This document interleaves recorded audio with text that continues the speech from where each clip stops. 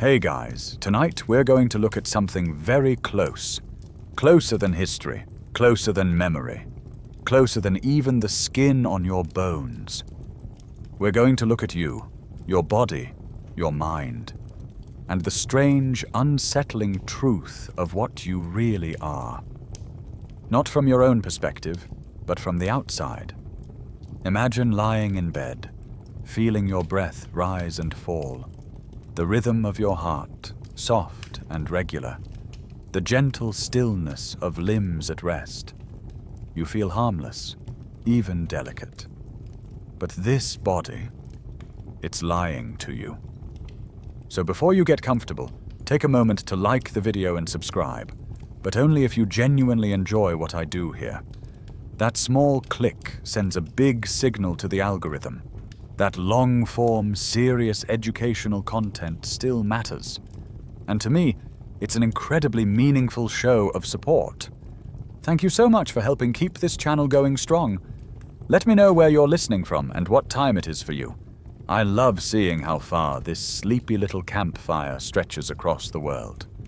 Now, dim the lights, maybe turn on a fan for that soft background hum, and let's ease into tonight's journey together. You are a strange creature. If a non-human intelligence ever studied your species, without the cultural bias, the self-flattering myths, or the assumptions, you wouldn't look majestic. You wouldn't look wise. You'd look wrong. Smooth-skinned, upright, unarmored, no claws, no fangs. You can't fly, swim fast, or climb particularly well. You can't see in the dark. You're not that strong, and you smell terrible. But then they'd look at your eyes.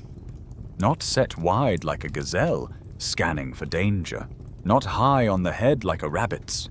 No, your eyes face forward, focused, binocular. These are not the eyes of prey. They're the eyes of a predator. They tell the world that you lock on, you judge distance, and you close in. And then there are the hands. If the eyes say predator, the hands whisper something more subtle and much more terrifying. They're not weapons. They're not tools themselves. They're a blank canvas. 5 flexible digits on a rotating wrist, paired with unmatched fine motor control and a brain that dreams. You can thread a needle, peel an apple, detonate a bomb, paint the Sistine Chapel, or, when you feel like it, dissect another animal with surgical precision. That's not just dexterity. That's intent, mixed with creativity, dipped in cruelty. Still, it's easy to assume that you're fragile, and you kind of look it. That's part of the horror. But that body of yours, it's a machine. An endurance engine unlike anything else in the animal kingdom. You were not built for brute strength. You were built for something far worse. Persistence. Take your glutes, for instance. It's funny to think about, but human buttocks are among the largest in the animal world. And they're not there just to look good in jeans. They are power centers, stabilizers for your upright gait, and fuel for your greatest trick. Long-distance running.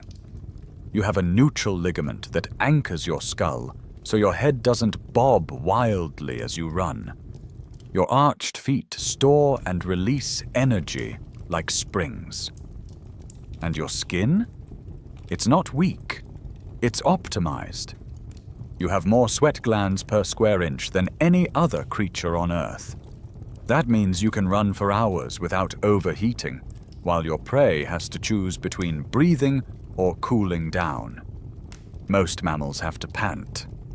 You just drip? It doesn't sound glamorous, but it's devastating.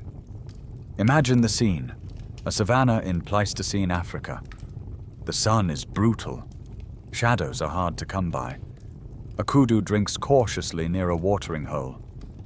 And in the distance, you're there. Not with a roar or a pounce. Just jogging. You don't rush. You never do. You've picked your target. And now the chase begins. Not a frantic, all-out sprint, but a quiet death spiral. The kudu bolts. It disappears fast. You don't follow immediately. You check the tracks. You follow the dust. You jog. Hours pass. The kudu rests in shade, breathing hard. Heart pounding. It thinks it's safe. Then it hears footfalls. The soft pad of human souls on dry earth. You again. This time, the kudu flees more slowly. Its legs ache. Its body is overheating. You? You're still cool. Still running. Unbothered. There's no glory here. No blood yet.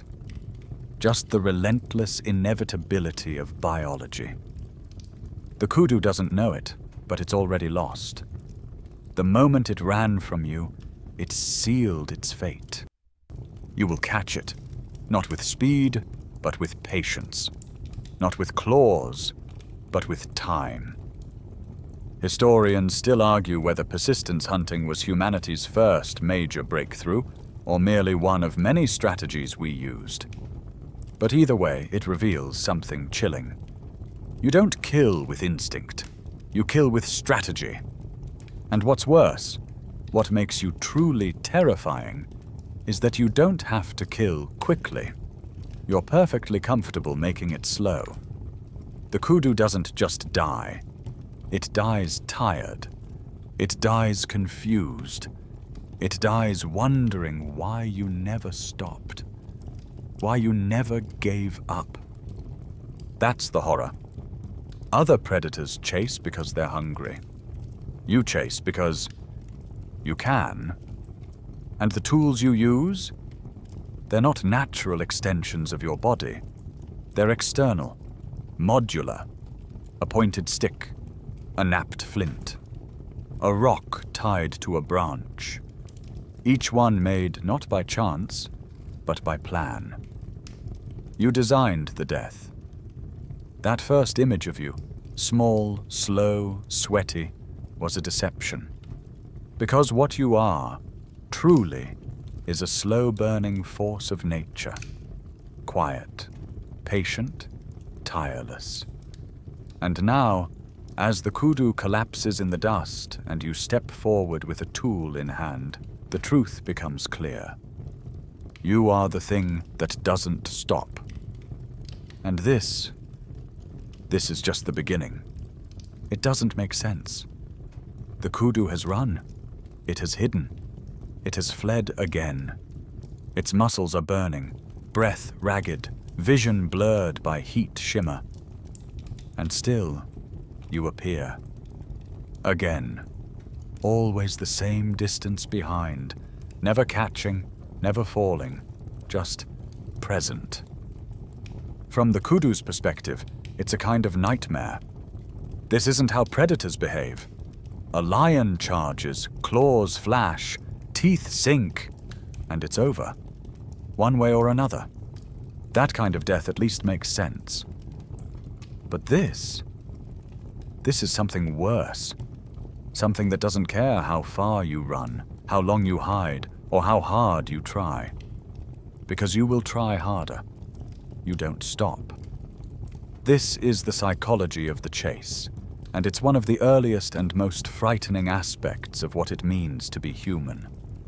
Your body is built to move, but your mind is built to persist. You don't just want something, you fixate.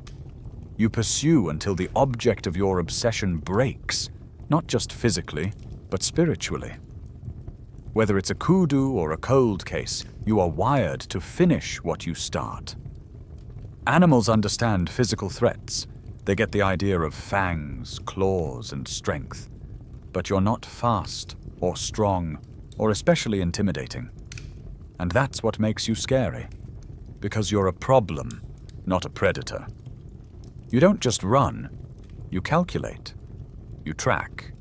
You plan. You think, if the kudu rested here last time, it will likely return to this shade again. That patch of brush, those bent reeds, He passed through hours ago. You take in all that data and build a mental model of a mind that isn't yours. In the age before Google Maps or Fitbits, you are already doing predictive tracking. And this ability is not an evolutionary fluke. It's a defining feature. That same mental wiring shows up in unexpected places. In the mathematician who spends 20 years working on an unsolved problem. In the composer who agonizes over the perfect final note. In the lawyer who won't drop the case. In the guy who's still mad about something his neighbor said to him in 1998. This is the darker side of your brain. Obsession. And once that obsession has a direction, once you fixate, you become unstoppable. Sometimes it looks noble. You admire people who never gave up, who pursued justice, who created beauty at great personal cost. But the same mechanism that powers the hero also fuels the stalker, the revenge plot, the endless war. The phrase, "humans never quit," is only inspiring until you're the one being chased. Back on the savannah, the kudu is no longer running because of hunger or threat. It's running from confusion, from the breakdown of its understanding of the world. It runs because this isn't natural. And then, it doesn't run. At some point, the body gives out. The legs lock. The lungs seize. The eyes glaze. The kudu collapses, not from wounds, but from a kind of despair. Its muscles could still twitch. Its heart is still beating, but its mind is done. It stops, not because it's caught, but because it knows it will be. And that's when you arrive. No fury, no adrenaline-soaked charge, just a final step forward. You raise a sharpened piece of obsidian or a pointed wooden spear hardened in fire, and you end it. No claws, no fangs, just a tool. A tool made by fire and thought and repetition. Maybe hundreds of years of refinement passed down from generation to generation. That spear isn't just a stick. It's a story, a memory, a legacy of people who wouldn't give up. Historians still argue whether persistence hunting was a universal practice or more localized, something used primarily in certain climates and cultures. But what no one disputes is the power of that image, a human jogging across the savannah, indifferent to distance, to pain, to time itself. Because this isn't really about food. It never was. This is about domination. The kudu wasn't chosen because it was the closest or the weakest. It was chosen because you decided it would fall. And once you made that choice, its fate was sealed. What makes you terrifying is not your need, but your will. And that will, well, it shows up everywhere.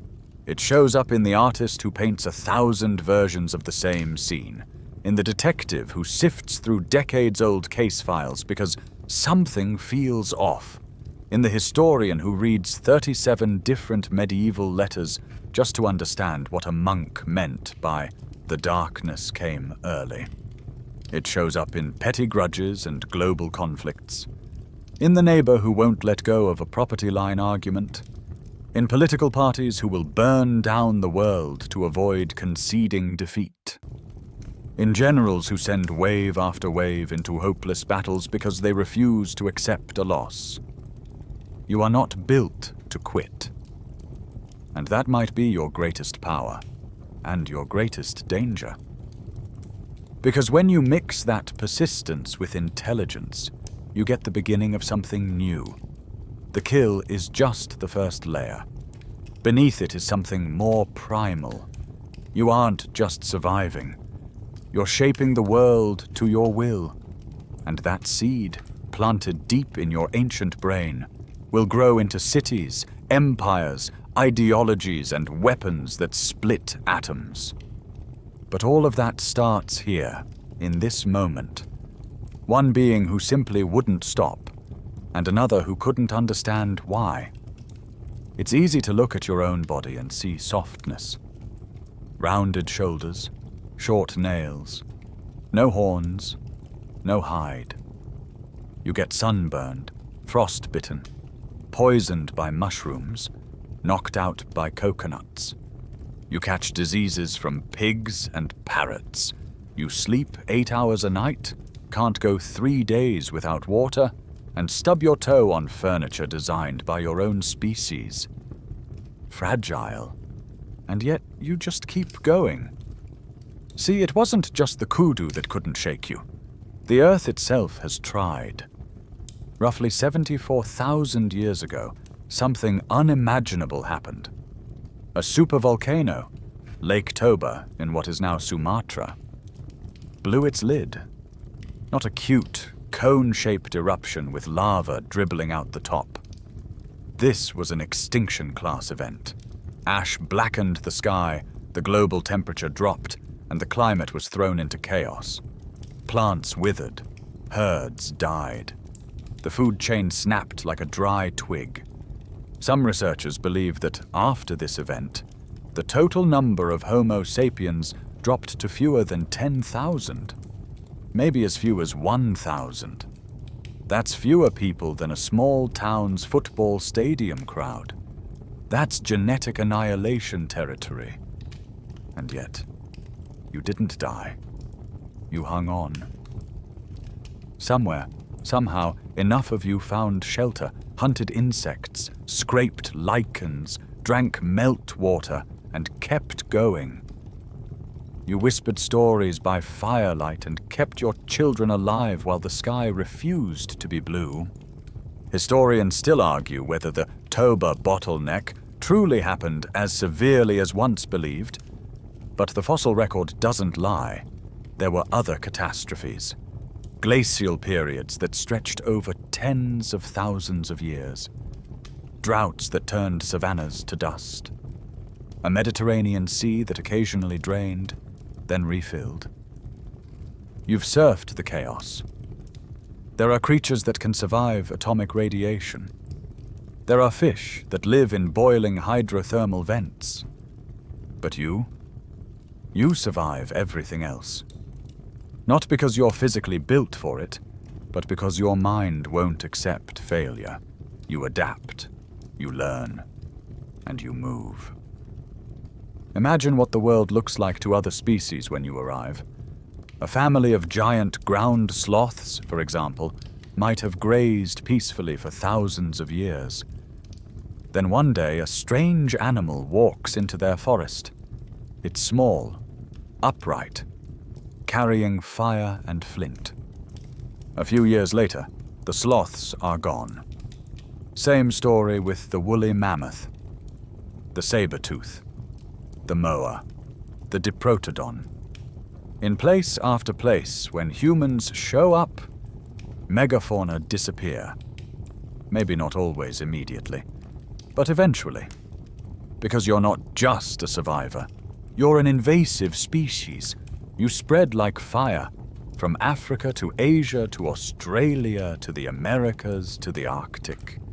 You crossed mountain ranges, deserts, open oceans. You didn't just endure, you disrupted. You found a way to make every new biome your own. And what's more disturbing, you didn't stop with adapting yourself. You adapted everything else. Need calories in a frozen landscape. Domesticate the reindeer. Need shelter in a floodplain. Invent the stilt house. Need food that stores well. Breed wheat that can be dried and ground and baked into bread. The earth gave you hardship. You answered with innovation. A trial appears. You respond not just by enduring it, but by remaking the rules of survival. There's a quiet horror in how casually you do it. You colonized fire, not just to cook, but to shape landscapes. You burned forests to herd game. You domesticated wolves, not just as companions, but as hunting tools. You built weapons not just to kill, but to instill fear. A sharpened spear is deadly. A thrown spear? Terrifying. Because now you can strike from a distance. You can kill without warning. Most animals fear fire. You sleep beside it. You camp on glaciers. You swim in coral reefs. You climb into caves so deep even bats avoid them. You build on swamps, on mountain tops, on volcanic ash, on sinking coastlines. You wear the skins of your prey. You craft stone into arrowheads. You use fish bones as needles. You don't fit the world. You bend it. In a way, you're the most terrifying thing evolution ever created. Because evolution works slow. Trial and error over millennia. But you don't wait. You get cold, so you sow. You get hungry, so you trap. You get lost, so you draw a map. You outsource evolution to your brain. And brains evolve faster than bodies. Somewhere along the line, you stopped being just another species trying to survive. You became the one thing that every ecosystem now has to account for. The game changer, the wild card. You are like a cosmic mold, a force that spreads and multiplies and repurposes whatever it touches. And the worst part? You're just getting started. The traits that let you run prey into the ground, the patience, the obsession, the willingness to adapt, those didn't go away. They got stronger. And now, they show up not in the hunt, but in something more powerful. Memory. Because once you learned to pass knowledge forward, generation to generation, the game changed again. You no longer had to wait for nature to teach you. You taught yourself. And your lesson plan? Not very kind. Every new environment you entered was a test, and you passed those tests not by fitting in, but by erasing the question. Replace the forest with fields. Replace the hunt with herding. Replace the wild with the tamed. You don't conquer because you're cruel. You conquer because it works. The earth has thrown a lot at you. Blizzards, plagues, predators, famine. You've tripped, sure. You've faltered. But you never truly stopped. That is your horror. You are a being that should have been wiped out by any number of disasters. But here you are, not in caves or forests, but in glass towers, on space stations, on TikTok. You carry in your cells the legacy of 3.5 billion years of life and death. And you walk around with earbuds in. You are the apex of survival. And the nightmare is that nothing else can really compete. So now you've outrun the kudu.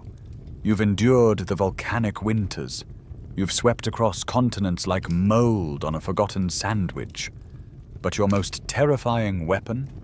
It isn't your legs, your lungs, or your sweat. It's not even your hands. It's the stories you tell. Because at some point, nobody knows exactly when, you developed a glitch in the code. A spark in the brain that no other creature had. You didn't just react to the world anymore. You reimagined it. Picture this. It's night. A small group huddles by a fire. Outside, the world is full of real, physical dangers. Hyenas, rivers, sharp rocks, starvation. But here, in the circle of firelight, someone begins to speak. They describe something that didn't happen. A lion with wings, a spirit in the sky, a brother who came back from death. And you? You believe them. That's the first lie. It's innocent at first, maybe even comforting. A tale to keep children still. a myth to make sense of lightning. But soon, this power, this ability to conjure ideas out of thin air, becomes the most dangerous weapon on Earth. Because now, the terror isn't just what's out there, it's what's in here. You can imagine threats, invent enemies, whisper fear into ears without ever lifting a finger. Historians still debate exactly when fully abstract language emerged, but whenever it happened, it created a crack in reality. Before language, terror had to be real. A snake, a fall, a storm. After language, terror could be imagined. And once it could be imagined, it could be used. Now you could describe a god angry with the harvest, or a neighboring tribe plotting your destruction, or a sacred rule that must not be broken, or else. You don't need proof. You need words. And words, they spread faster than wildfire. Even more terrifying than fear is the coordination that language allows. 10 humans with spears are dangerous. 10 humans who planned in advance, who set traps, flanked the enemy, timed their approach. That's war. That's strategy. That's the beginning of collective violence. A lion kills what it can see. You kill what you can imagine. And the worst part? Language doesn't just let you work together. It lets you manipulate. A wolf can't tell another wolf, the prey is this way, if it's not. But you can lie, you can deceive, you can frame someone else, you can make up a reason for revenge. The first lie was not a mistake. It was a miracle. A terrifying miracle. It allowed your ancestors to create invisible rules, hidden loyalties, and emotional landmines. It allowed you to make promises you had no intention of keeping. It allowed you to pretend. And the implications? Bone deep. Because from this point forward, reality becomes optional.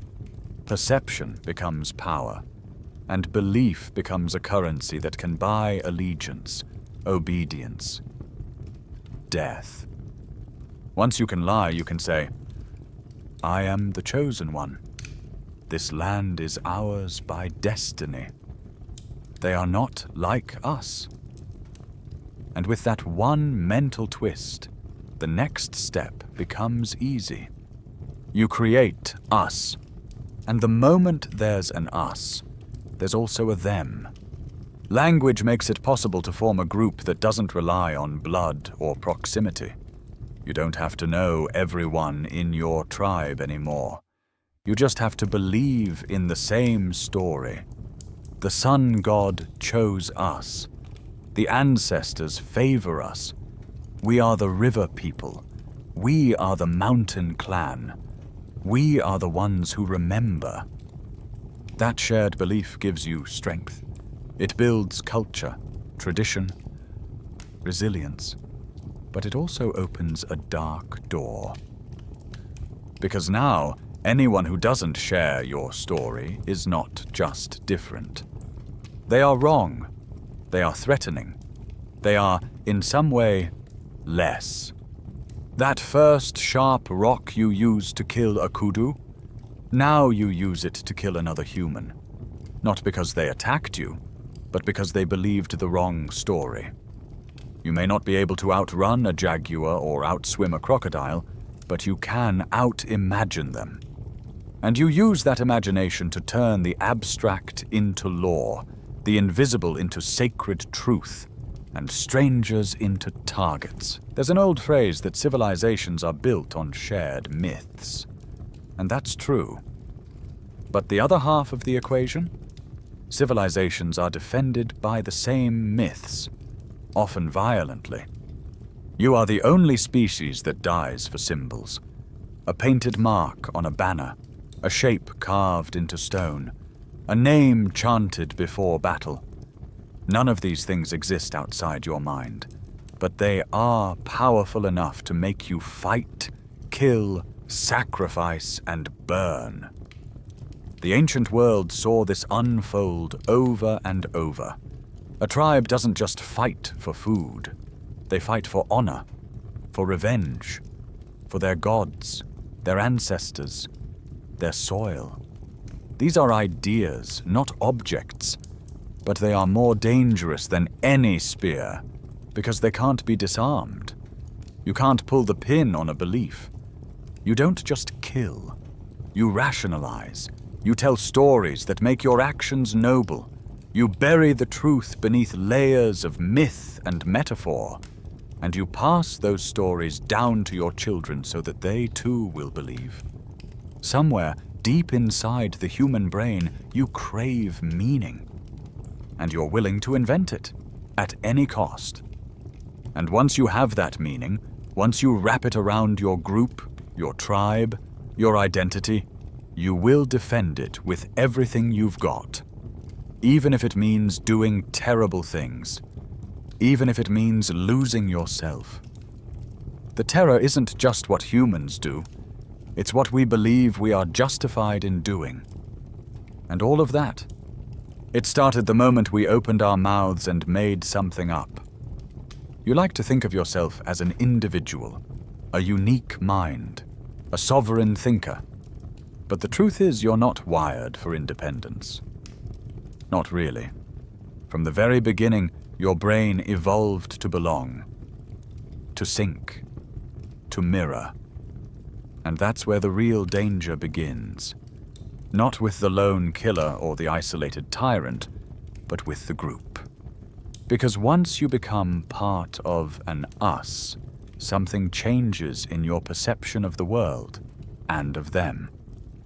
Let's talk about tribalism. Your brain is a social organ. It rewards belonging the same way it rewards food and sleep.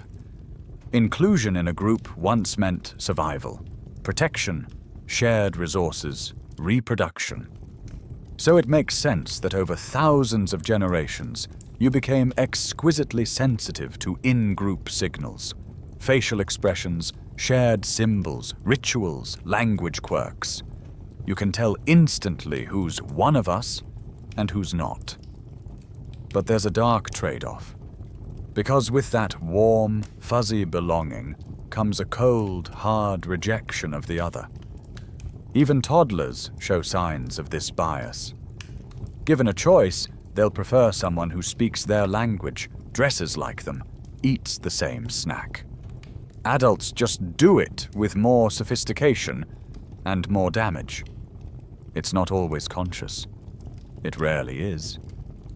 But the moment you define a we, your mind quietly, almost sweetly, begins to build a wall. And that wall can become a fortress. And eventually, a prison. Historians still argue whether early tribal violence was more ritualized than truly lethal. But what's clear is that humans learned early on. A shared enemy strengthens bonds.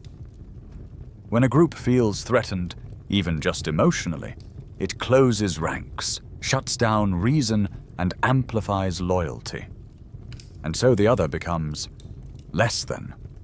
Not just different, wrong, dangerous, corrupt, unclean. And soon enough, the words you use to describe them shift. They're no longer people from across the river. They're snakes, rats, parasites, cockroaches. The language you use is no accident. It's a psychological kill switch. Because here's the horror. You can't torture someone you see as human. You can't enslave them, burn them, march them into pits. You'd flinch. You'd hesitate. You might even stop. But if they're not human, if they're a virus, a plague, a threat to the purity of the group, well, now you can do anything. And you have. When the Rwandan genocide erupted in 1994, the airwaves were filled with one phrase: the cockroaches must be exterminated. That wasn't a metaphor. It was preparation. In Nazi Germany, propaganda posters didn't show Jews as neighbors. They showed them as rats, as disease. Because once someone becomes a pest in your mind, their suffering doesn't just become tolerable, it becomes necessary. And this isn't ancient history. It's yesterday. It's your algorithm, your news feed, the subtle, steady drip of narratives that sort and separate until you find yourself surrounded by a people who agree that they are the problem. And you feel safe, because the tribe feels good. There's comfort in sameness, predictability, shared jokes, shared values, shared outrage. It's cozy. But it's also dangerous, because once you're inside the wall, the world outside stops looking real. You don't talk to them anymore. You don't understand them. And then one day, maybe slowly, maybe all at once, you stop caring. And here's the twist. You might not even know it's happening. Because tribalism isn't always dramatic. Sometimes it's just subtle, bureaucratic. A form, a policy, a neighborhood line, a job applicant with the wrong last name, a family denied housing because they might not fit in. These are not war crimes. These are quiet cruelties, the kind that let a system hum along while people disappear under the gears. And those gears are well oiled by fear, by repetition, by stories. Every group has its founding myth, its tale of triumph, of survival, of destiny. And that myth often requires another. Someone who was defeated or betrayed or must never be trusted again. You don't just remember your story, you rehearse it. You might think, but I'm not like that. And that's lovely.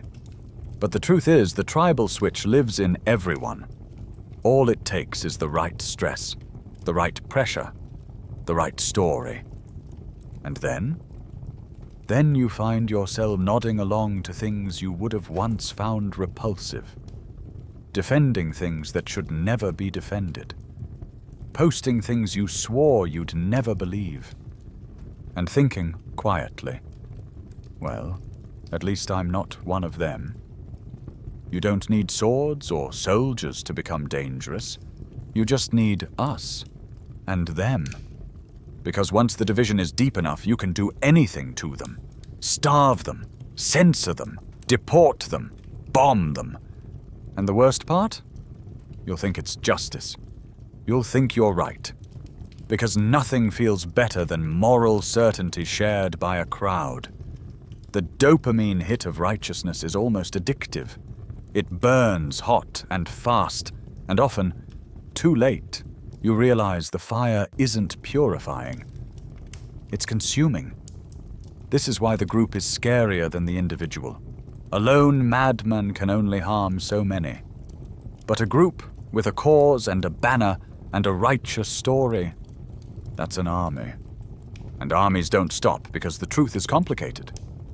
Armies stop when there's no one left to march against. So here you are, tribal, loyal, righteous, and convinced that the other side is a threat to everything sacred. That's bad enough when it's a group of 20 people sharpening sticks around a campfire. Now scale that up, because something happened around 12,000 years ago. You stopped hunting and gathering. You planted seeds. You stored grain. You stayed in one place. You invented civilization. And with it came something new. Bureaucracy.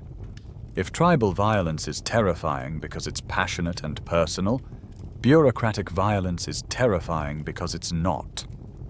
There's no rage, no wild eyes, just records, schedules, logistics, clipboards. It begins with agriculture. Once you can grow more food than you need, you can have specialists. And once you have specialists, you can have soldiers. Full-time warriors whose job is not to protect their family, but to fight on behalf of someone else, someone higher up. A king, a god, a flag. Now war becomes less about spontaneous raids and more about systems. Strategy, organization, the transformation from chaos into method. Historians still debate whether the first true state was Sumer or Egypt, but the Assyrian Empire offers a chilling example of early military administration done with terrifying efficiency. The Assyrians didn't just win battles. They waged psychological war. They carved records into stone walls, not just of their victories, but of how they achieved them. Piles of severed heads, rivers of blood, impaled captives displayed like grim signage. And they did this with paperwork, with quotas, with architects who designed siege engines and scribes who tracked tribute, and overseers who managed cruelty as a deliverable. That's what makes it so chilling. The suffering is not accidental. It's budgeted. When you look at history, the most terrifying empires are the ones that didn't kill for fun, but for policy. They had goals, resource maps, project managers. The Romans expanded not out of hatred, but out of structure. They built roads not just for travel, but for marching legions. They didn't just destroy enemies. They turned them into supply lines. They crucified rebels not to kill them, but to demonstrate what happened when you questioned the system. This is the logic of empire. You invade, not because you're angry, but because it's more efficient to absorb than to negotiate. You kill, not because you enjoy it, but because you ran the numbers, and it was the lowest risk option. And if you can't rule a people easily, you displace them, or dilute them, or erase them. You build cities on the ashes of the conquered. You rename rivers and mountains and gods. You don't just destroy, you overwrite. And the machinery of this isn't made of swords and fire. It's made of clay tablets, metal seals, stamped documents, wax records, orders issued by someone who will never see the battlefield, but who can calculate how many prisoners Permal can be marched without losing too many to exhaustion. This is not rage, this is efficiency, and it only gets worse. Because once the machine of power gets big enough, it starts to serve itself. It doesn't matter whether the current leader is good or bad. The system continues. The army marches. The tax is collected. The wheels turn. And in the process, the people inside it become cogs. A general doesn't see the front line anymore. A minister doesn't meet the farmers. A governor doesn't know the names of the enslaved. They see columns on a tablet. Names become numbers, and numbers are easy to round down. You know what's truly terrifying? You can build an empire without a single person in it being evil. Each individual is just doing their job, managing trade, organizing supplies, processing prisoners, maximizing output. No one needs to hate. No one needs to scream. They just need to follow orders, hit targets, avoid disruption. And suddenly, you've built a machine that destroys people with no one feeling responsible. The modern phrase for this is plausible deniability, but it's ancient. Because once you split power into departments, you can have cruelty without cruelty. The person who built the siege tower doesn't throw the fire. The person who drafts the census doesn't carry the sword. The accountant doesn't hear the screaming. Everyone is just part of the process. And when it all works, it scales. That's the real horror. Because the tribal raid burns out. The grudge dies with the warrior. But the system? The system survives. It evolves. It gets better at what it does. And what it does is conquest. You can track the blueprints across history. The Mongols perfected mobility. The Ottomans mastered religious flexibility. The Spanish built imperial supply chains across oceans. The British turned whole continents into line items on a ledger. And in each case, the violence wasn't random. It was methodical. Some of it was religious. Some of it was economic. But all of it was organized. Because when humans organize suffering, they don't just hurt others. They create an environment where cruelty becomes invisible, acceptable, routine. So when you look at history and you see the bloodshed, don't just look at the kings and the killers. Look at the clerks, the ones who scheduled the death. By now you might be thinking, okay, humans are organized. They form tribes. They build systems. But you haven't seen anything yet. Because once your species mastered coordination and bureaucracy, you did something that no other creature on Earth has ever done. Not the chimps, not the ants, not the octopus with its 9 brains. You began to engineer pain. Not just inflict it, design it, understand it, perfect it. It starts small. Early weapon salves are about killing mostly. A spear, a club, a sling. Brutal but simple. Then someone, maybe curious, maybe angry, asks a new question. What if we didn't just kill them? What if we made them suffer first? Now the innovation begins. First come the subtle upgrades. Barbs on the end of an arrow so it can't be pulled out. Caltrops scattered across roads, slicing the feet of animals and people alike. Fire launched over walls, not to destroy a city outright, but to turn it against itself, one burning rooftop at a time. But pain is not only physical. Pain is psychological. The Greeks developed Greek fire, not just as a weapon, but as a message. A liquid that stuck, that burned on water, that couldn't be extinguished. Imagine seeing that for the first time. Imagine watching your friend scream and flail in a river that does nothing to save him. You don't just fear the weapon, you fear the idea of it. And then the designs get more personal, more intimate, because pain, once understood, becomes an art form. Not just an accident of violence, but a tool of control. Historians still argue about the exact functions of some medieval torture devices, whether they were genuinely used or just intimidation props. But what's undeniable is the craftsmanship, the creativity, the sheer human ingenuity behind suffering. You built racks to stretch bones from sockets, iron maidens lined with inward spikes, the breaking wheel, which shattered the limbs in sequence, not to kill immediately, but to draw out agony as long as possible. Who designed that? Who tested it? Who made adjustments and said, "No, it needs to last longer. It needs to be louder"? And worse, who watched? Because pain is not just a private experience. It becomes performance. Spectacle. You invite crowds to watch a traitor hanged, drawn, and quartered.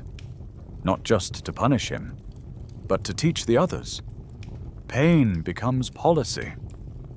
Eventually you go even further. You don't just engineer devices, you engineer spaces. Enter the dungeon. Not just a room, but an architecture of fear. No windows, damp walls, sounds echoing strangely. A design meant to erode the mind before the body. The oubliette, literally the forgotten place, was a hole. You throw a person in, seal the top, and never return. That's not execution. That's erasure. But it's not until modern times that you reach the pinnacle of engineered cruelty, the camp. A word that used to mean tents under the stars. Now it means something else entirely. The concentration camp is not about individual pain. It's about systematic dehumanization. It's about turning a person into an inventory item. Barbed wire, quotas, identification numbers, Work details, gas chambers. This is cruelty as industry. And again, it's organized. The architects design barracks for maximum containment. The guards follow shift schedules. The administrators calculate calorie intakes just low enough to weaken, but not immediately kill. The trains run on time, and every part of the system functions like clockwork. A machine, a factory. The product? Emptiness. The terrifying thing isn't the cruelty itself. It's how normalized it becomes, how efficient, how quiet. And it doesn't end with war.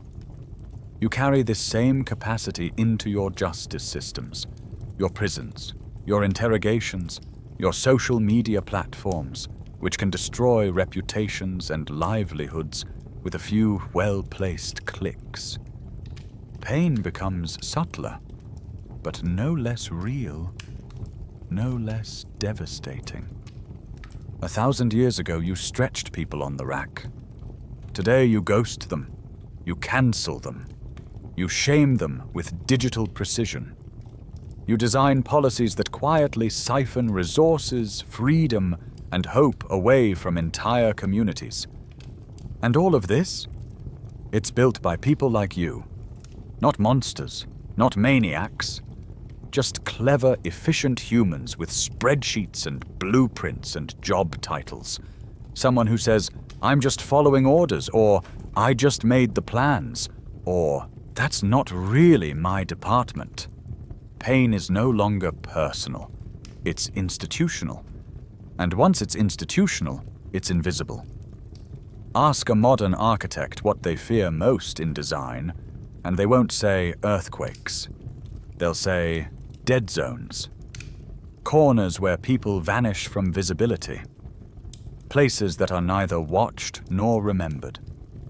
Places where a person can suffer, unseen, undocumented, unheard. You didn't just invent those places, you perfected them. So no, the scariest part of your species isn't rage, it's intention. It's the part of you that looks at pain, tilts its head and says, "I wonder if we could do that better." The blade has been sharpened, the rack has been built, the system is in place. But something's still missing.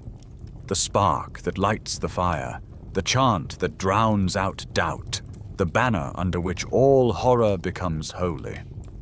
It's time to add the final ingredient to human cruelty: belief. Because when you believe you're right, truly right, you can justify anything. Other animals kill out of hunger, fear, or rivalry.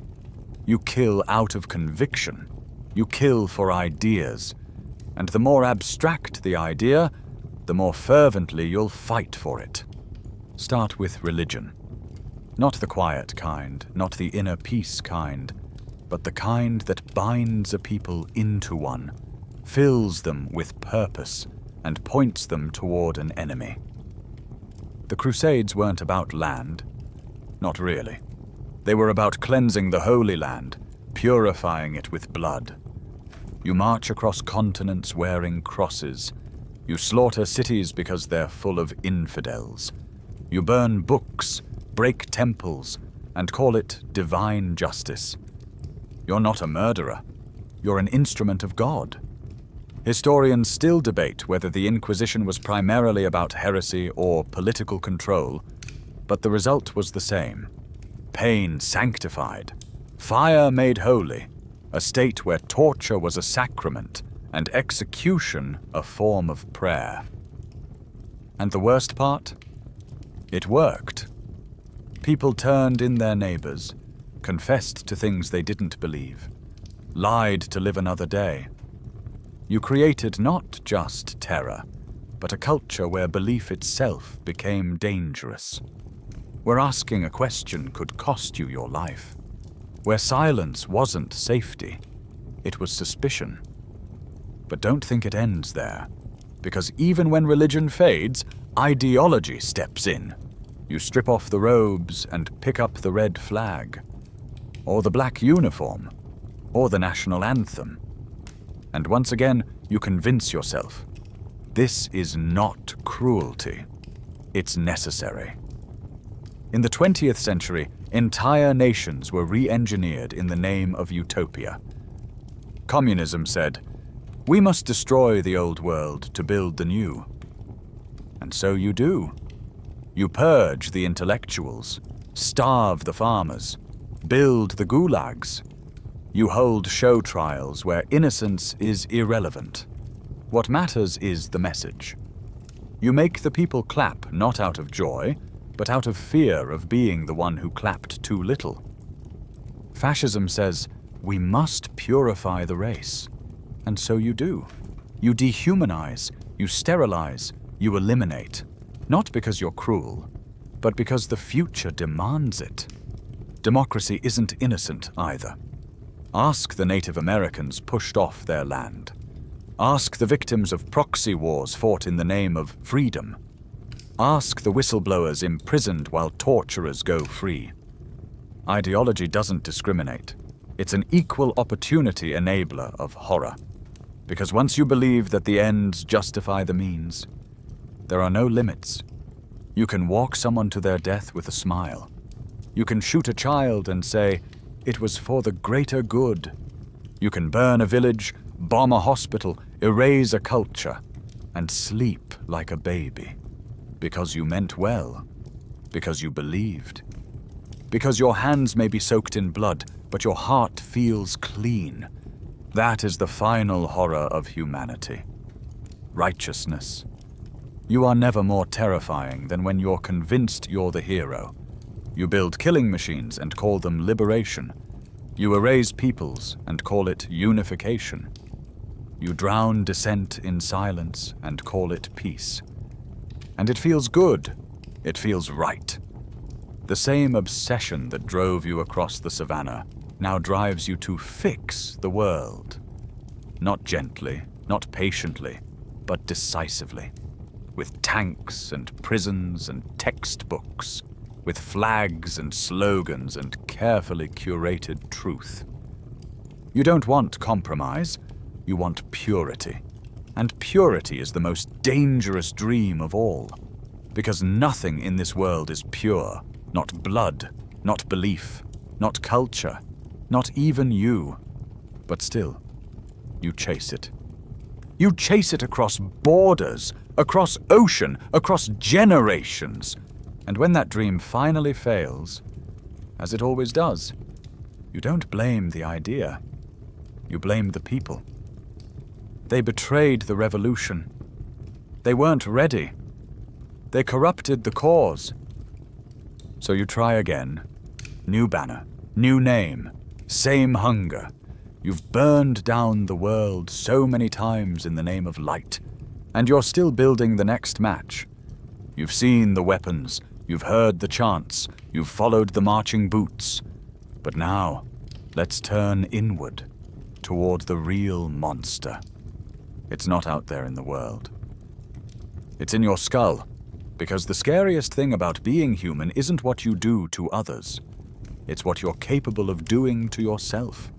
The lies you believe, the contradictions you carry, the mental gymnastics you perform without even noticing. Let's start with the basics. Your brain is not built for truth. It's built for survival. And sometimes, survival means telling yourself a story so convincing you forget it's not real. You cheat, but you're still a good person. You lash out, but only because they deserved it. You hurt someone, but it was complicated. Welcome to cognitive dissonance. It's what happens when you hold two ideas that shouldn't exist in the same mind, but you force them to anyway. You lie, then convince yourself it wasn't really a lie. You see suffering and scroll past it. You know the meat came from a slaughterhouse, but hey, it's lunch. You compartmentalize your conscience like it's a sock drawer. And you're so good at it, because your brain has evolved an entire architecture of self-protection, rationalization, denial, projection. You convince yourself that your team, your beliefs, your story is the most accurate one, even when all evidence points the other way. You don't seek truth. You seek confirmation. You watch the news that agrees with you. You read the books that validate your worldview. You follow people who tell you you're right, noble, insightful. Not because you're shallow, because you're human. Historians still argue over whether ancient myths were ever believed literally or symbolically, but the pattern is the same. You build reality around what comforts you, what makes you feel safe, what lets you sleep at night. And when you can't ignore the contradiction, when your actions and your values clash, you don't change your actions. You rewrite your memory. That's the next trick your brain pulls, editing the past. You don't remember things as they happened. You remember them as they were emotionally useful.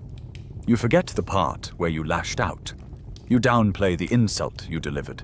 You amplify the harm that was done to you. Memory isn't a hard drive. It's a propaganda machine. And every time you access it, you rewrite it a little. So you're always the hero. Or at least the misunderstood victim.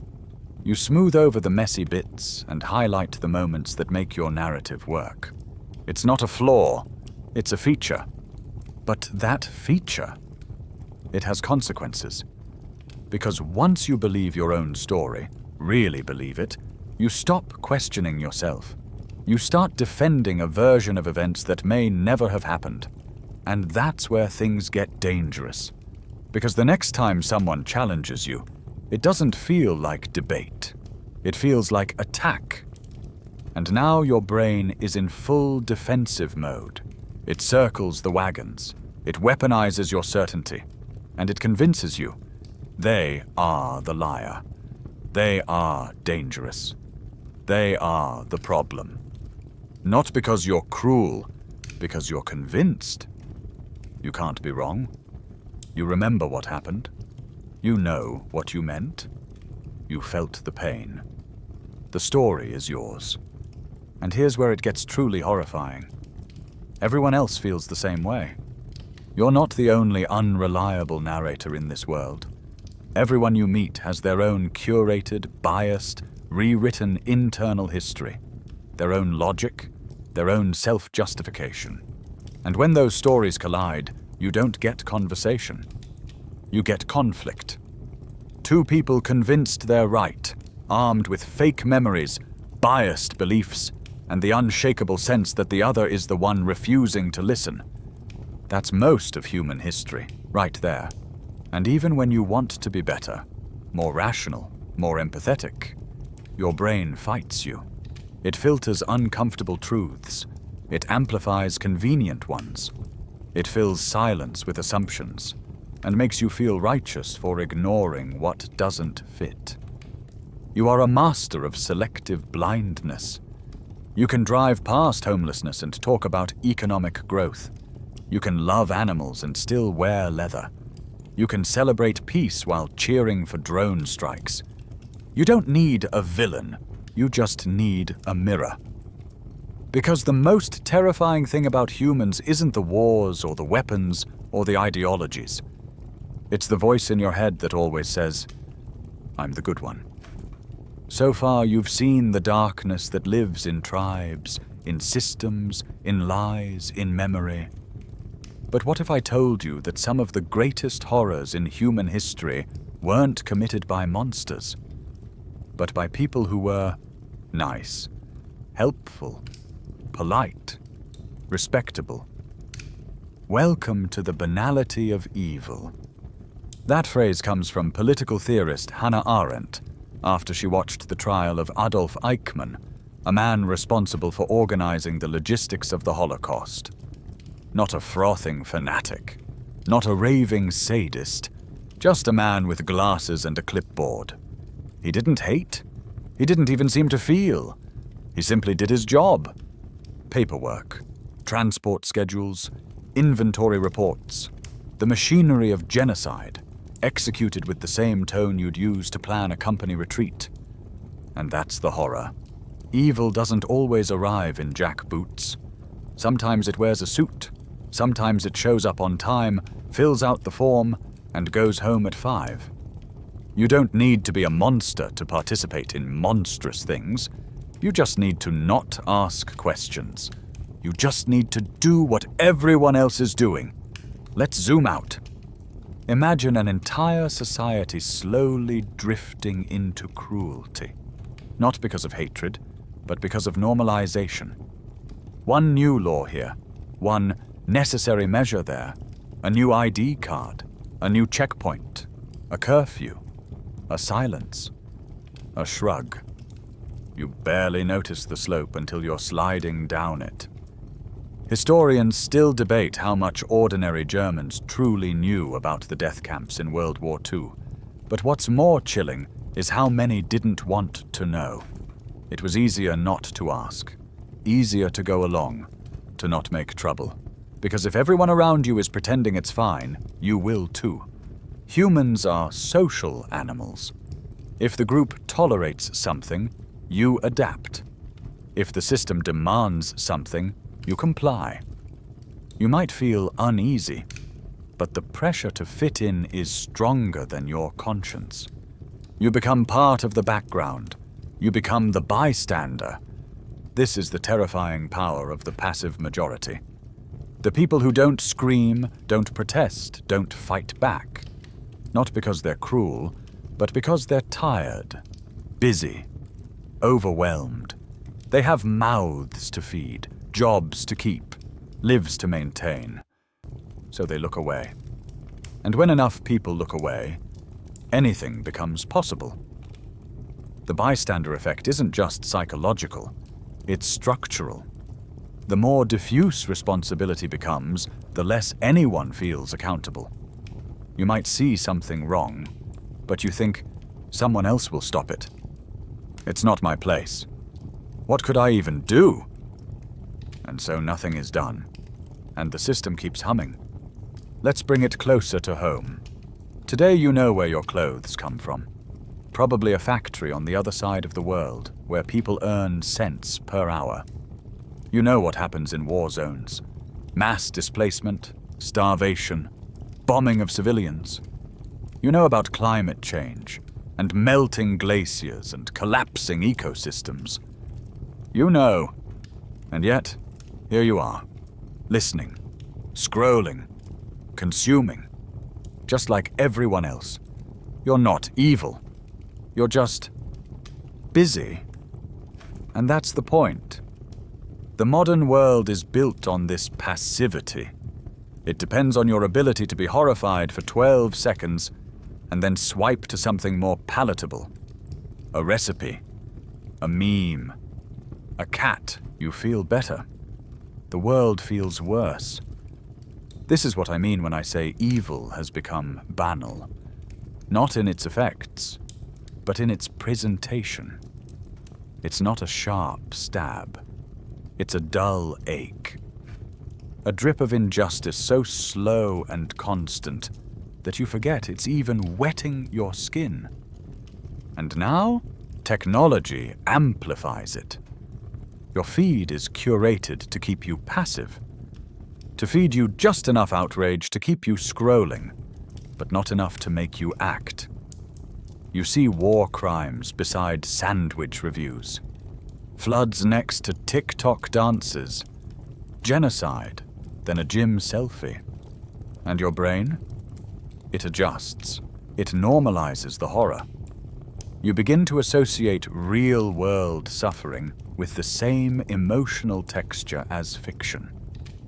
A plot twist. A bummer.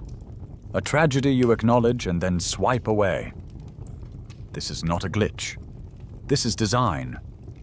Because a desensitized, distracted population is easier to manage, easier to sell to, easier to rule. If everything is content, nothing is urgent.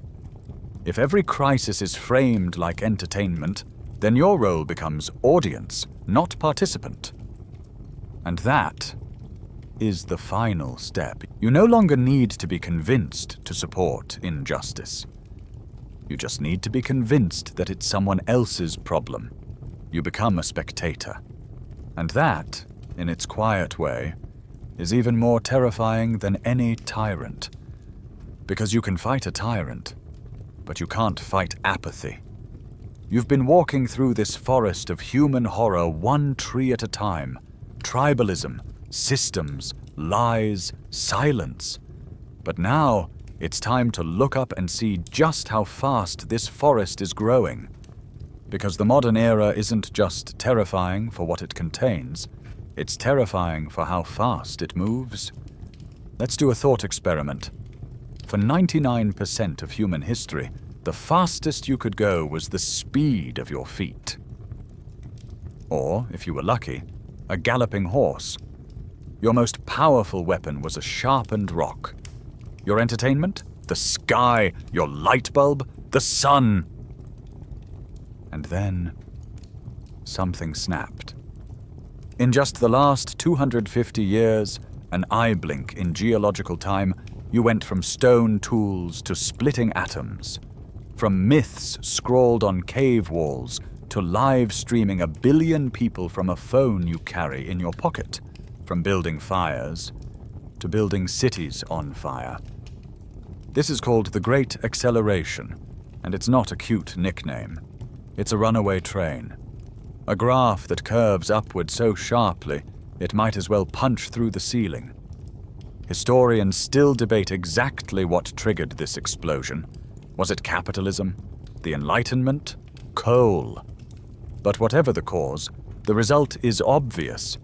Your species stopped evolving biologically and started evolving technologically. And it hasn't stopped. Let's list a few milestones. And remember, these all happened after the American Revolution. Steam engines, railroads, electricity, airplanes, telephones, antibiotics, nuclear bombs, satellites, internet, artificial intelligence. That's not progress. That's a detonation. And here's the truly terrifying part. Your brain hasn't changed. You're still using Stone Age software. Same fears, same dopamine, same tribal instincts and confirmation bias and short attention span. You just happen to now live in a reality where your decisions, driven by those ancient instincts, can alter the planet. You have medieval institutions, ape-level emotions, and godlike tools. You walk through a digital landscape built to addict you, flatter you, manipulate you. But your mental wiring still thinks you're in a small band of 150 people trying not to get eaten. Your brain sees headlines about floods and war and famine, and it tries to respond the way it always has. Focus locally, protect your group, conserve energy, distrust strangers. But the modern world demands that you think globally, act collectively, and trust systems that are growing too fast for even their own architects to understand.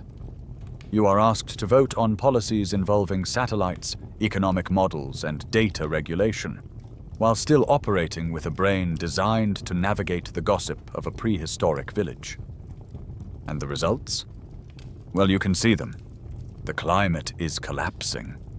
Democracies are unraveling. Science is politicized. Misinformation spreads faster than truth. People live longer, but are more anxious, isolated, and overwhelmed than ever. The machine is moving faster than your software can process. You build skyscrapers while forgetting how to talk to your neighbors. You can launch a spacecraft to Mars, but can't guarantee clean water in every town. You can create a self-driving car, but still get into wars over imaginary borders and ancient grudges. The speed is the problem, because speed overwhelms systems designed for slowness. It takes decades to train an ethical thinker, minutes to build a dangerous algorithm, centuries to evolve a moral code, seconds to send a missile. And the faster you move, the more you prioritize cleverness over wisdom.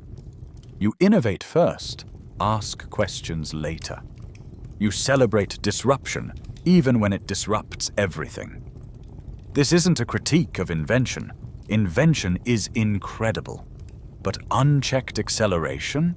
That's not evolution. That's escape velocity. And nobody's steering. Because here's the dark truth. No one's in charge of this runaway train. Not really. Governments react more than they plan.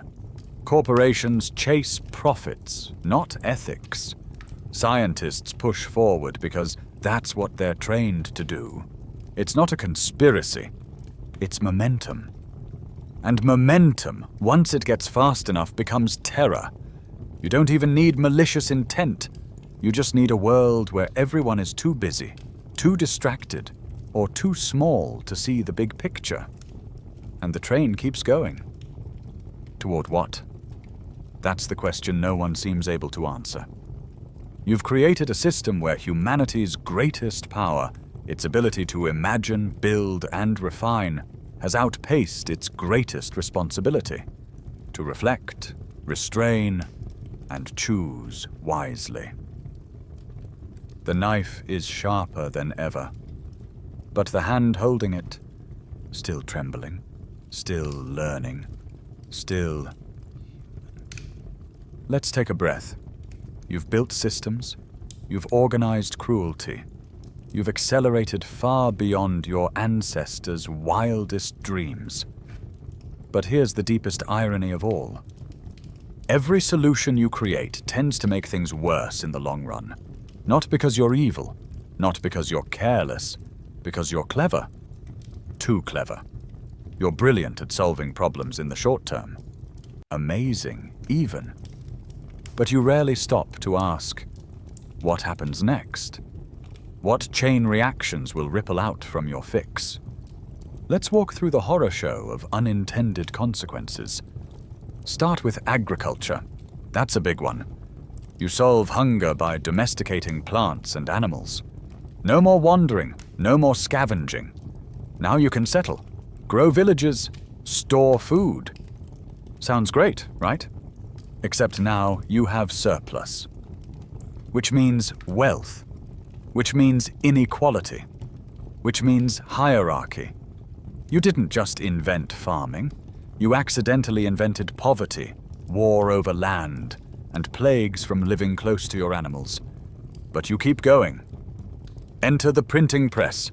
Gutenberg's genius unleashes a revolution of ideas. Now anyone can read. Anyone can learn. Information is free. Also, propaganda is easier. Heresy spreads faster. Entire wars erupt over interpretations of what's on the page. The 30 Years' War alone killed millions. Thanks, literacy. You invent the Industrial Revolution. Machines, trains, steam, productivity soars. So does coal dust. So do child labor deaths. So does pollution. Your cities grow, but so do slums. Your factories roar, but so do the fires that sweep through wooden tenements filled with tired workers. Still, you press on. Fossil fuels. A miracle. You can now move faster, build bigger, go further. The modern world is born, and the bill comes due 100 years later. Glaciers melt, hurricanes swell, coral reefs bleach out like bones. Entire regions become uninhabitable. Species vanish. The very climate that nurtured your rise starts to turn on you. And still, you solve. With more technology. That's the pattern, isn't it? You dig a hole, then invent a shovel, then a backhoe, then an AI-controlled tunneling machine. The hole gets deeper, but at least you're digging more efficiently. The internet. Ah yes, you connected the world. You democratized information. You also created misinformation superhighways, digital addiction, cyberbullying, and the monetization of rage. Algorithms learn to hack your attention span, feed your biases, and reward your worst instincts. And your response? Make the tech smarter. Every fix spawns new demons. You solve drought with giant dams, then destroy downstream ecosystems. You solve transportation with cars, then clog the air with smog and fracture cities with freeways. You solve food shortages with industrial agriculture, then fill the soil with toxins and the animals with antibiotics. Historians still debate whether these cascading disasters are a failure of planning or simply the natural cost of progress. But the result is undeniable. You are now living in a world shaped less by intent and more by unintended consequences. And here's what makes it terrifying. You don't seem to stop, because every time you're faced with a monstrous outcome, you reach for another machine. Geoengineering to fix climate collapse, surveillance systems to fix social breakdown, new algorithms to fix the damage caused by the old algorithms, a better cage to contain the beast you just let out. But here's the secret no one wants to say out loud. The problem isn't the tools, it's you, your nature, your impulse to patch rather than pause, to build faster rather than slower, to say, "We'll fix it later," as you march forward with the confidence of a child and the reach of a god. You're not evil. You're just unwilling to wait. Wisdom takes time. It asks for restraint. But cleverness? Cleverness is fast. Cleverness invents. Cleverness produces. Cleverness acts. And in your hands, cleverness is winning. Even when it shouldn't. Because while you can program a machine to fly a plane, or sequence a genome, or mine cryptocurrency in a frozen cave, you still haven't figured out how to feed everyone, or stop war, or keep the oceans clean. The tools evolve. But the user, still learning, still fallible, still terrifying. Because you're solving your way into extinction. And you're doing it brilliantly. You've built cities, carved up continents, outrun extinction, and accelerated into a world you barely understand. But now you're doing something different. You're no longer content to adapt the world. You're starting to rewrite it. Let's start small. For most of your history, life was something you had to accept.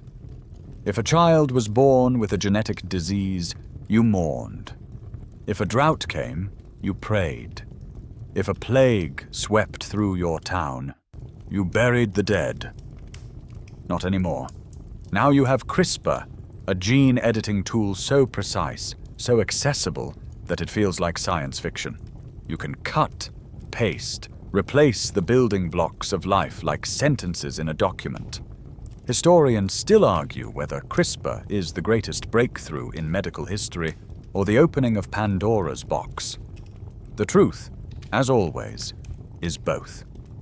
Because yes, this technology can cure diseases, eliminate hereditary suffering, and even protect against future pandemics. But it can also design people. Designer babies used to be a joke, a dystopian meme. Now it's a service on the horizon. Taller, smarter, stronger. Pick your traits. And if you're not picking, you're falling behind. And suddenly, humanity fractures. Not by race, not by language, but by edit. The genetically enhanced, the naturally born, the corrected, the obsolete. And that's just humans.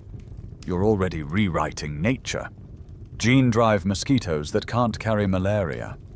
Genetically modified crops that resist drought. Cows that don't grow horns. Trees that suck carbon from the air like biological vacuums. You're editing the biosphere like it's a draft essay. But what happens when something mutates? What happens when one engineered change collapses an entire food chain? What happens when the fix becomes the plague? Because biology isn't static. It's not a code base with unit tests. It's a tangled, ancient dance of relationships, organisms that co-evolved over eons. And you? You're showing up with scissors. Let's move to intelligence. Not yours. The one you're building. Artificial intelligence used to be a thought experiment. Now it's embedded in your phones, your maps, your ads, your legal systems, your surveillance networks. Narrow AI is already changing how you live. It writes, it recommends, it predicts, it profiles. It's a tool. Until it's not. Autonomous weapons now make kill decisions based on algorithms. Facial recognition software misidentifies people of color with deadly consequences. Predictive policing targets communities already burdened by injustice. And that's just the dumb stuff. Now imagine the smart kind. Artificial General Intelligence, AGI, is the hypothetical tipping point. A machine that isn't just clever, but conscious. That can think, learn, improve itself. Once that switch flips, you are no longer the most intelligent species on the planet. And no one knows what happens next. Maybe it helps. Maybe it heals. Maybe it replaces every job, fixes every problem, and launches a golden age.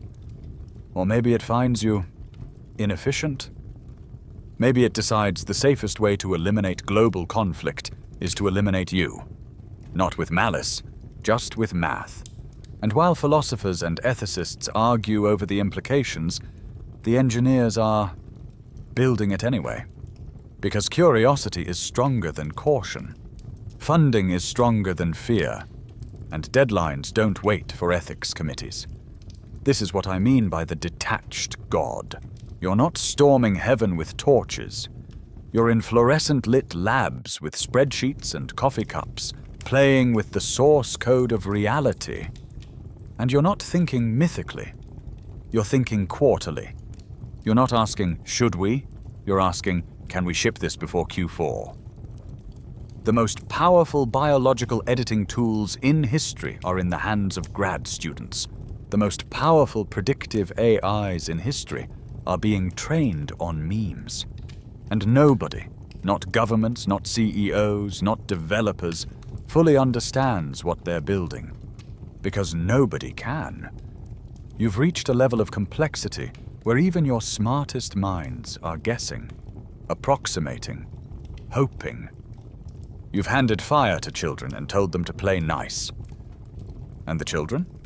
They're laughing, tinkering, posting results on forums. You're not building tools anymore. You're building gods. Self-learning, self-replicating, potentially uncontainable systems with no morals, no empathy, and no off switch. And here's the quiet part. You're kind of excited about it, because you've always been this way.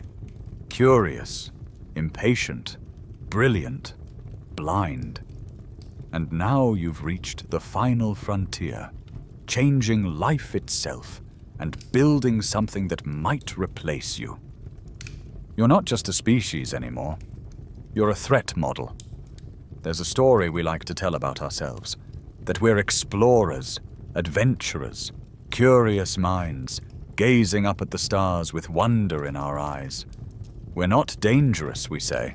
We're dreamers. But let's be honest. Curiosity is not what drives you. What drives you is hunger. Not for food, not for shelter, but for dominion. You don't just want to see what's on the other side of the mountain. You want to map it, to name it, to claim it. The moment you find a new land, you draw lines through it. You dig holes in it. You put flags in it. You measure its worth in what it can do for you. That's not curiosity. That's conquest wearing a lab coat. From the very beginning, your language gave you away. You conquer peaks. You tame rivers. You master nature. You don't explore. You dominate. You don't ask, what is this? You ask, how can I use this? And when you exhaust one place, you don't rest. You look up, to the sky, to the moon, to the red planet beyond. You dream not of peace, but of colonies. settlements, terraforming, mining rights. The language never changes. You're not escaping Earth to learn. You're escaping to replicate the same pattern on Mars, on Europa, on any rock with gravity and resources. Historians still argue whether space colonization is humanity's next logical step, or simply imperialism projected into the void. But your track record isn't subtle. Wherever you go, you extract. Wherever you settle, something dies. Wherever you claim, someone else gets pushed out. And that's just Earth. Now imagine what happens when that hunger is turned loose on a lifeless but resource-rich moon, or a comet full of rare minerals, or an alien biosphere. What will you do if you find life out there? You'll study it, yes, but then you'll own it, patent it, modify it, sell it. You'll give it a barcode. That's not a hunch. That's not cynicism. That's your pattern. You are not a species with an off switch. You don't stop when you get what you need. You stop when there's nothing left to take. Even death, the ultimate limit, has become a challenge to conquer. You research longevity, immortality, brain uploads. You freeze bodies in the hope of rebooting them in a future where the world can bear your weight. You don't accept fate. You rage against it. And rage can be noble. But in your case, it's insatiable. Because the most terrifying thing about humanity is that you have no concept of enough. If you cure all disease, you will demand immortality. If you build perfect cities, you'll dream of perfect planets. If you harness the entire solar system, you'll point your telescopes at Alpha Centauri and say, "Next." You are not a species. You are a process. A runaway ambition engine, a force of consumption and replication that adapts, expands, and reshapes its environment at all costs. And unlike viruses or locusts or wildfires, you are aware of it. You know what you're doing. But you do it anyway, because hunger is hardwired. And now, with the tools you've built, your hunger has no bounds. Space is no longer a frontier. It's a buffet. And the more you taste, the more you want. More data, more land, more influence, more attention, more everything. You are building megastructures in your imagination. You are designing digital afterlives. You are simulating galaxies before you've finished understanding your own. You dream not of peace and balance. You dream of scale. This makes you unique in the universe, but it also makes you terrifying. Because nothing, not culture, not extinction events, not even planetary limits, has slowed you down yet. So the question becomes, what happens when you finally run out of things to conquer? When the hunger turns inward? When there's no more new to devour, only the old to be replaced? What will you consume next? Your myths? Your history? Yourself? You've been called the apex predator. But you're more than that. You're the apex ambition. And ambition doesn't die. It expands. Forever. Let's pull back the curtain a little more, because it's not just what you take that makes you terrifying, it's what you see when you look around. To you, the world is not made of relationships. It's made of things, resource, assets, objects.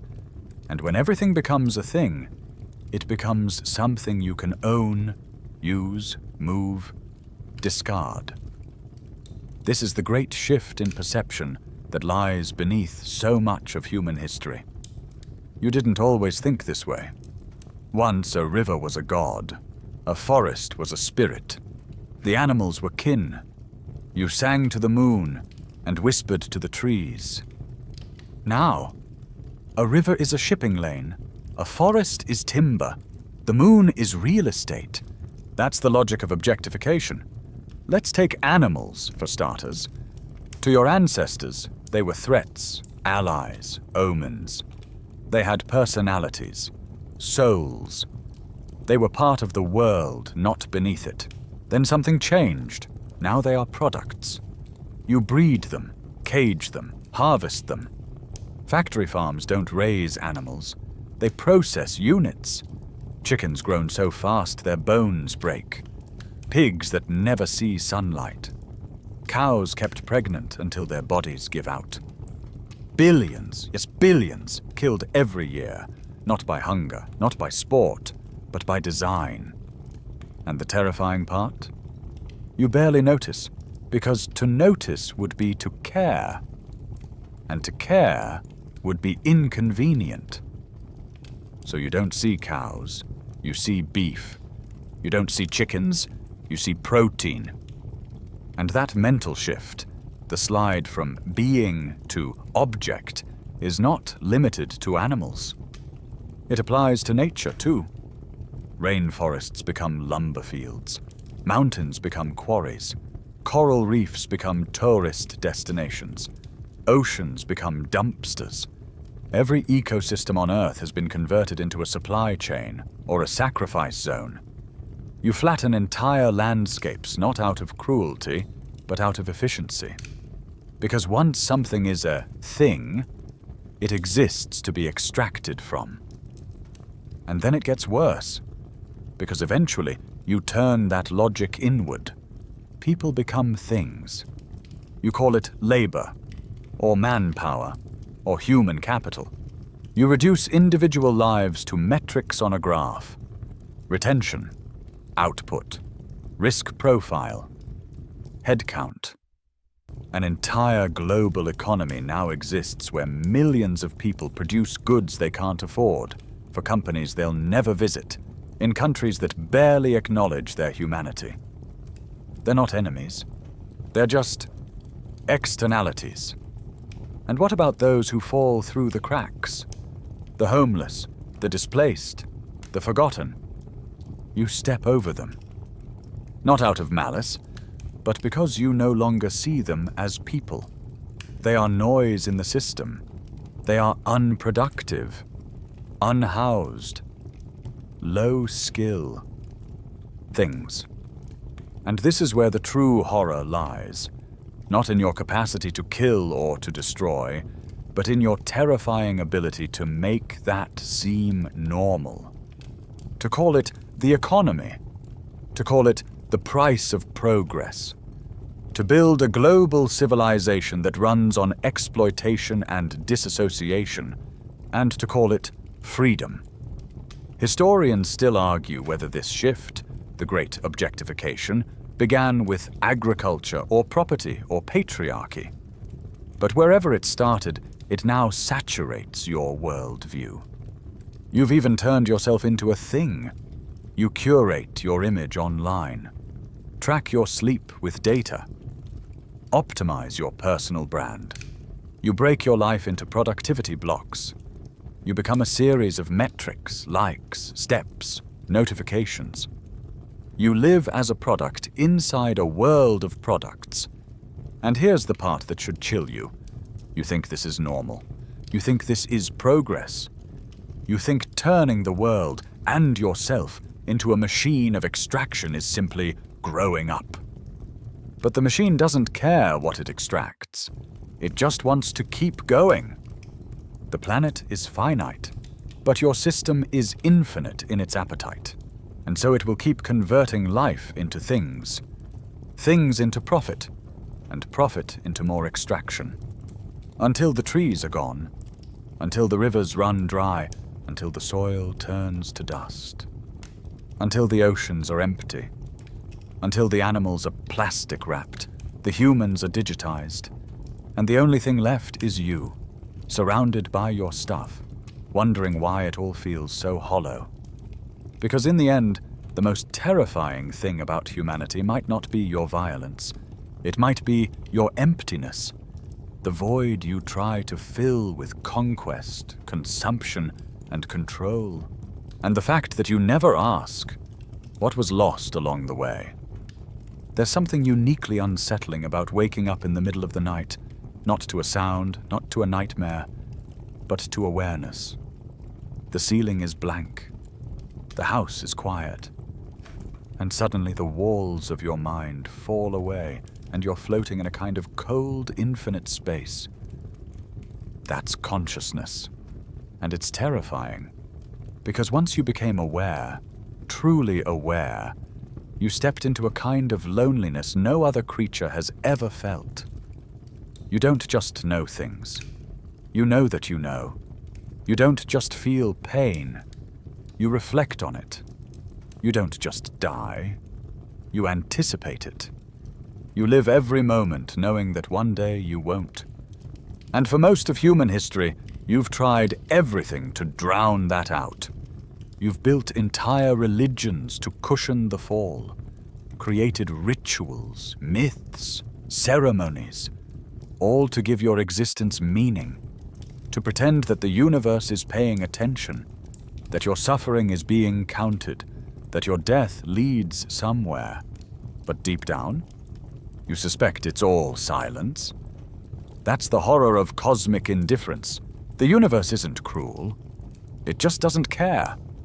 You are, as far as we know, the only species that looks up at the stars and realizes they are not arranged for your benefit. That you are not the center. That your triumphs, your tragedies, your empires, and your epics are microscopic glitches in an endless, echoing void. And it drives you mad. Historians still argue whether ancient civilizations truly believed in their gods or simply needed them. But either way, the effect was the same. A shield against the dark, against meaninglessness, against the terrible weight of your own awareness. Because once you realize that nothing out there is listening, you start to scream. Not literally, not always, but every skyscraper you build, every statue you carve, every war you wage, every story you tell, each one is a desperate attempt to say, I am here. That's what your species does. It shouts into the silence. It builds pyramids that defy erosion. It launches metal probes carrying Mozart into the dark. It inscribes names on stone and plastic and pixels so they will never be forgotten, even by a universe that forgets everything. And this is where things go off the rails. Because instead of being humbled by your smallness, you become offended. How dare the universe ignore you? How dare it not reward your struggles, your brilliance, your pain? So you fight back. You make noise. You fill the world with music and explosions and ideas and flags and hashtags and missiles and monuments. You roar into the void, not because you expect a response, but because silence is unbearable. And in that roaring, you become dangerous. Because the hunger for meaning, when unmet, can turn inward. It can mutate. It can become the very thing it was trying to avoid. You start inventing reasons to feel important. You create ideologies, national identities, chosen peoples, manifest destinies. You assign sacred value to geography, race, language, belief. You force meaning into places it doesn't belong. And once you believe your meaning is real, you'll do anything to defend it. You'll kill for it, die for it, sacrifice your children to preserve a story you made up to cope with the fact that the stars don't know your name. You're not just scared of death, you're scared that it might not matter, that all your striving, all your suffering, all your beautiful, messy, terrible history will be forgotten, swallowed, deleted. So you build louder, faster, bigger. You put your name on the moon before you've even figured out how to live peacefully on Earth. You plan Mars missions while sea levels rise. You construct virtual worlds so detailed they feel more real than your own. And maybe that's the goal. To escape this one, To finally step into a simulation where you're important, where the rules make sense, where you are seen. But in doing all of this, you've missed something. In all your screaming, you've forgotten to listen. To the world around you, to each other, to the quiet. Because the most terrifying truth of all may not be that the universe is indifferent. It may be that you are, to everything but your own voice. So now, here we are. At the end of this long, unsettling walk through what it means to be you. You've seen what you're made of. Persistence, obsession, ingenuity, denial, and above all, hunger. You've shaped the world in your image. Bent forests, rivers, people, even the atmosphere to your will. You've rewritten biology, built systems for suffering, launched machines into the stars, and carved meaning out of a silent cosmos like a message into bark. You have become, without exaggeration, the most terrifying species this planet has ever known. And the horror? You're not done, because the future is a door you keep forcing open, not with keys, but with crowbars. You don't knock, you don't wait, you don't ask if you're ready. You go through. You are a threat to every stable thing, not out of malice, out of potential. You have the endurance of the predator, the will of the survivor, the cunning of the empire builder, the ambition of the god-maker, the grief of the self-aware, and the tools of a creature that is no longer bound by evolution, environment, or even mortality. Historians still argue whether humanity's greatest era is behind us or still ahead. But one thing is certain. The path forward is yours to choose. And that's the most terrifying part. Because your violence isn't automatic. Your cruelty isn't inevitable. Your hunger isn't absolute. Every one of those traits, the cunning, the persistence, the fire, can be aimed at something else. What if the same systems you built to wage war were used to build justice? What if the obsession that drives your rivalries became the engine for curing disease? What if the same technological power that created surveillance states could be turned into safeguards against tyranny? What if your stories stopped drawing lines between us and them, and started weaving all of us into something shared? You have that capacity. You always have. The tools you forged in blood and fire can heal as easily as harm. The mouth that tells lies can also sing lullabies. The hands that built weapons can cradle, create, repair. You are the only species that chooses what kind of monster it becomes. And in that choice is everything. Now imagine, for just a moment, that you are being watched. Not by gods, not by spirits, but by something out there. Call it an alien, a future descendant, an artificial mind, something with no stake in your story, only curiosity. They don't feel hate, or fear, or awe. They just watch. And what they see is this: a species with the power to rewrite its destiny, and no certainty that it will. They see brilliance paired with blind spots, empathy paired with indifference, hope paired with fury.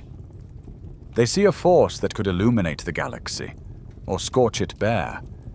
And as they study your data, your signals, your story, they reach one final conclusion. They are dangerous. Not because you always choose wrong, but because you might. Because you can, and because unlike every other force in nature, you're not following a law. You're following a choice. So, what will you do? Because you're not just a passenger on this ride, you're the one at the wheel, and history hasn't decided where you're going. It's waiting, just like we are. You're still here, still breathing, The ceiling is still there, above you. The hum of your fan still whirs softly in the background. The thoughts may still swirl, but now, maybe they're slower, a little quieter. This has been a long journey, through time, through fear, through possibility. But let's remember, this wasn't meant to keep you up. It was meant to hold your attention, gently, until sleep finds its way to you. Because yes, humans are terrifying, but you are also tired. And being tired, that's human too. You are part of a strange, brilliant, flawed story, one full of noise and fire and wonder. And like every story, it needs rest. So tonight, you can set the burden down. You don't have to fix the future right now. You don't have to carry the whole species on your shoulders. Just breathe. Let your muscles go soft. Let your jaw loosen. Your chest settle. Your limbs sink just a little deeper into the bed beneath you. The world will still be turning when you wake. And who knows? Maybe tomorrow you'll choose something just a little bit better. But for now, in this stillness, there's no need to roar. There's no need to conquer, or invent, or explain. There's just quiet. And in that quiet, something beautiful stirs. Sleep. You've earned it. You always do.